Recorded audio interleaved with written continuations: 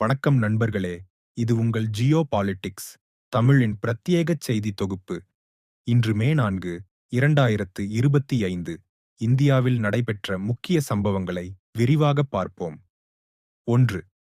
India, Pakistan இடையேயான பதற்றம் தீவிரமாகிறது. லோகில் தொடரும் துப்பாக்கிச் சூடு. ஜம்மு காஷ்மீர் எல்லைப் பகுதியில் பாகிஸ்தான் தொடர்ந்து யுத்த ஒப்பந்தத்தை மீறி 10 நாட்களாக துப்பாக்கிச் சூடு நடத்தி வருகிறது. இந்திய இராணுவம் கடுமையாக பதிலடி அளித்து வருகிறது.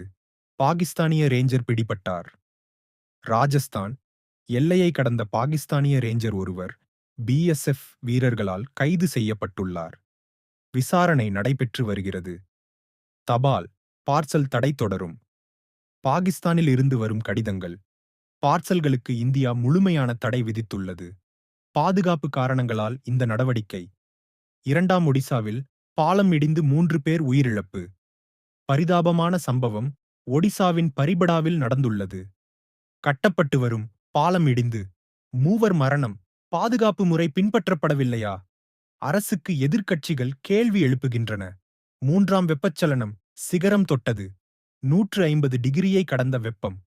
உத்தரப்பிரதேசம், ராஜஸ்தான், டெல்லி உள்ளிட்ட மாநிலங்களில் வெப்பச்சலனம் எச்சரிக்கை அளவில் உள்ளது. மக்கள் சூரிய ஒளியில் நடமாட வேண்டாம் என அறிவுறுத்தல். பள்ளிகள் மூடப்பட்டு வருகின்றன. உத்தரப்பிரதேசம், பீகார் போன்ற மாநிலங்களில் பள்ளிகள் தற்காலிகமாக மூடப்பட்டுள்ளன.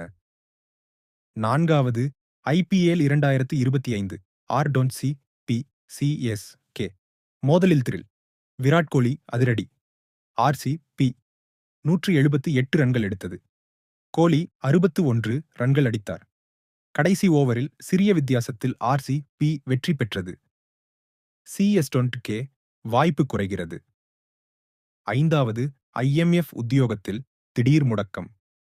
முன்னாள் இந்திய பொருளாதார ஆலோசகர் கிருஷ்ணமூர்த்தி சுப்பிரமணியன் ஐஎம்எஃப் பதவியில் இருந்து 6 மாதம் முன்பே விலக்கப்பட்டுள்ளார். அரசாங்கம் காரணம் கூறவில்லை. இது அரசியல் அதிர்வலையை உருவாக்கியுள்ளது. 6வது நீதிமன்ற வழக்குகளுக்கு மாற்று வழிகள் தேவை. குடியரசுத் தலைவர் உரை.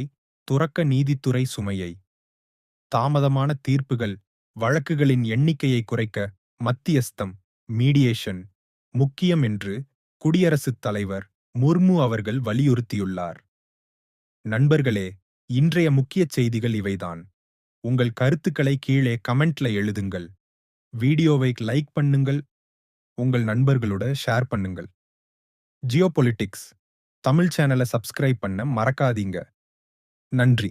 மீண்டும் சந்திப்போம். வணக்கம்.